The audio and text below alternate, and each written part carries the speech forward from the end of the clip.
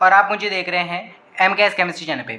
तो जैसा कि गाइस आज जो हमारा टॉपिक है उसका नाम है समास तथा विस्मास बंध विखंडन, यानी कि होमोलाइटिक एंड हेटेरोलाइटिक बॉन्ड क्लीवेज। तो चलिए गाइस आज का लेक्चर शुरू करते हैं। तो सबसे पहले यहाँ पे लिखा हुआ है कि bond covalent bond can be broken in two ways in chemical reaction, यानी सहसंयोजक बंध रासायनिक अभिक्रिया में दो प्रकार से टूट सकते हैं। तो सबसे पहले आपको ये पता होना चाहिए कि सहसंयोजक बंध क्या होता है। अगर आपको सहसंयोजक बंध के बारे में ही नहीं पता होगा तो आपको टूटने के बारे में कैसे पता हो सकता है। तो चलिए शुरू करते हैं कि सहसंयोजक बंध क्या होता है। सबसे पहले ये जान लेते हैं। लेटर सपोज आप जैसे कि मान सकते हैं कि जैसे एक एटम है हमारे पास में A और एक एटम है हमारे पास में B। तो एटम A के पास में हमारे पास में एक इलेक्ट्रॉन है और एटम B के पास में हमारे पास में एक इलेक्ट्रॉन है। तो ये दोनों जो है आपस में इलेक्ट्रॉन्स की साझेदारी करते हैं।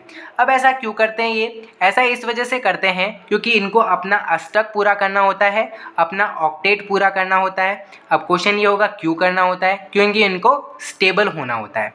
ठीक है, यह स्टेबिलिटी के लिए क्या करते हैं? कोवेलेंट बॉन्ड यानी सहसंयोजक बंध का निर्माण करते हैं। तो मैंने आपको बोला कि कोवेलेंट बॉन्ड जो होते हैं वो दो तरीके से केमिकल रिएक्शन के अंदर यानी रासायनिक अभिक्रिया के अंदर टूटते हैं। तो वो दो तरीके कौन कौन से हैं? पहला तरीका है हमारे पास में समास बंध विखंडन यानी होमोलाइटिक क्लीवेज, और एक होता है विस्मास बंध विखंडन यानी कि हेटेरोलाइटिक cleavage.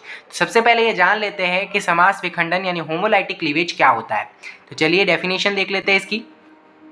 Homolytic cleavage when covalent bonds are broken in such a way that each atom has one electron, then this process is called homolytic fission और homolysis और symmetrical fission। ठीक है, फिर क्या लिखा हुआ है यहाँ पे? The neutral species thus obtain are called free radical। तो यहाँ पे लिखा हुआ है कि जब सहसंयोजक बंध इस प्रकार टूटे कि प्रत्येक के पास एक एक इलेक्ट्रॉन हो, तब इस प्रक्रम को हम समास विखंडन या सम अपघटन या सम्मित विखंडन कहते हैं। ठीक है, इस प्रकार प्राप्त उदासीन स्पीसीज को मुक्त मूलक कहा जाता है। ठीक है, बहुत ही ज़्यादा सिंपल है। इसमें लिखा हुआ है कि होमोलाइटिक क्लीवेज वो होता है जिसके अंदर प्रत्येक परमाणु यानी कि एटम के पास में एक एक इलेक्ट्रॉन हो। मतलब कि कोवेलेंट बॉन्ड के अंदर ऐसा क्लीवेज जिसके अंदर दोनों एटम्स के पास में एक एक इलेक्ट्रॉन हो, वो क्लीवेज हमारे पास में कौन सा होता है? होमोलाइटिक क्लीवेज होता है। और होमोलाइटिक क्लीवेज होने के बाद में हमारे पास में जो उदासीन यानी कि जो न्यूट्रल स्पीसीज बचती है, जो बनती है, उसको अपन क्या कहते हैं? मुक्त मूलक यानी कि फ्री रेडिकल कहते हैं। तो गाइज इसके कुछ एग्जाम्पल देख लेते हैं। जैसे कि हमारे पास में A और B ये दोनों इलेक्ट्रॉन साझा करे हुए हैं। तो इसके अंदर जब होमोलाइटिक क्लीवेज होगा तो एक इलेक्ट्रॉन इसके पास में चला जाएगा और एक इलेक्ट्रॉन इसके पास में चला जाएगा। तो हमारे पास में A रेडिकल और प्लस B रेडिकल का फॉर्मेशन होगा। यानी कि यहाँ पे ये जो A पे क्या है? इलेक्ट्रॉन है, यानी कि A रेडिकल हो गया और B रेडिकल, यानी कि इसको हम क्या बोलते हैं? मुक्त मूलक बोलते हैं, फ्री रेडिकल बोलते हैं। इसी तरीके से Cl के अंदर होगा तो Cl के अंदर एक Cl के पास में एक इलेक्ट्रॉन चला गया, एक Cl के पास में एक इलेक्ट्रॉन चला गया, तो हमारे पास में क्लोरीन का रेडिकल फॉर्म हो गया। इस तरीके से हमारे पास में जो मीथेन होता है उसके अंदर भी यहाँ पे रेडिकल्स का हो सकता है होमोलाइटिक क्लीवेज। तो यहाँ पे हमारे पास में मीथेन रेडिकल बन गया और हाइड्रोजन का रेडिकल बन गया। इसी तरीके से ये हमारे पास में एसीटोन है, इसके अंदर भी हमारे पास में होमोलाइटिक क्लीवेज होता है। तो कुछ इस तरीके से फॉर्मेशन होता है। यानी बेसिकली होमोलाइटिक क्लीवेज वो होते हैं जिसके अंदर क्या होगा? प्रत्येक परमाणु के पास में एक एक इलेक्ट्रॉन होगा। और इसके अंदर जब होमोलाइटिक क्लीवेज, याद रखना है कि होमोलाइटिक क्लीवेज जब भी होता है तो इसके अंदर फ्री रेडिकल का फॉर्मेशन होता है। ठीक है, तो यहाँ पे क्या लिखा हुआ है देख लेते हैं। Bi radical species are form on homolysis of pi bond, यानी कि जब पाई बंध का समास विखंडन होता है तो हमारे पास में द्विमूलक स्पीसीज यानी कि बाई रेडिकल स्पीसीज का फॉर्मेशन होता है। जैसे कि हमारे पास में ये है A और B के बीच में डबल बॉन्ड है।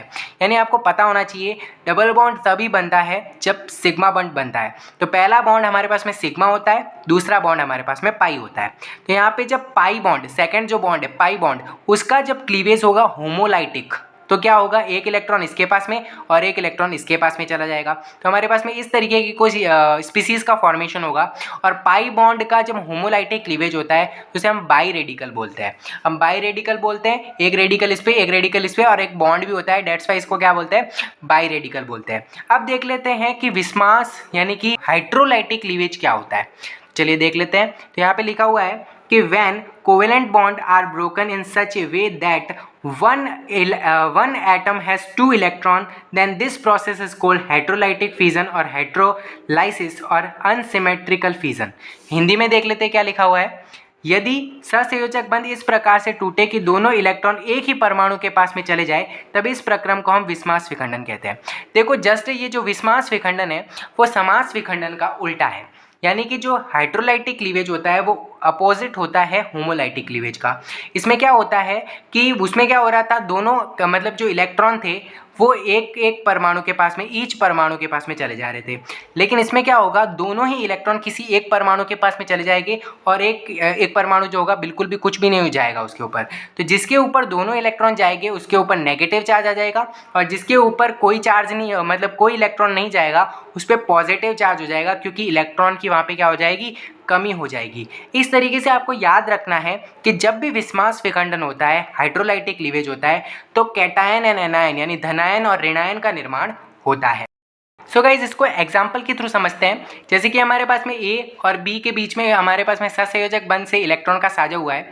ये दोनों इलेक्ट्रॉन अगर इलेक्ट्रोनेगेटिविटी बी की ज़्यादा है तो बी की तरफ ट्रांसफर हो जाएंगे, तो ए पे पॉजिटिव चार्ज आएगा और बी पे नेगेटिव चार्ज आएगा, क्योंकि दोनों इलेक्ट्रॉन इसके ऊपर गए।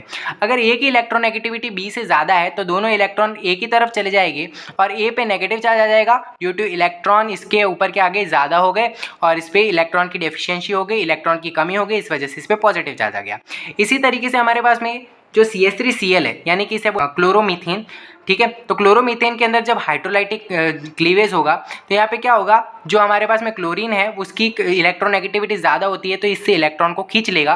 डेट्स वाई क्लोरीन पे माइनस चार्ज आएगा और मिथाइन पे कैटायन का बन जाएगा, कैटायन का फॉर्मेशन हो जाएगा।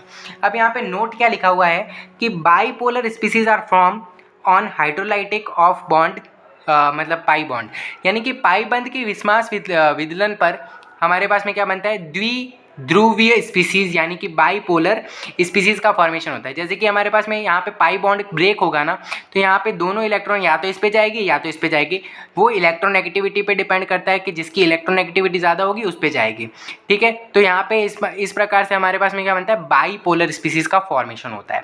बहुत ही ज़्यादा सिंपल था आज का लेक्चर, ठीक है। आज के लेक्चर में हमने पढ़ा होमोलाइटिक क्लीवेज के बारे में, हाइड्रोलाइटिक क्लीवेज के बारे में हमने समझा बहुत ही आसान तरीके से कोवेलेंट बॉन्ड क्या होता है।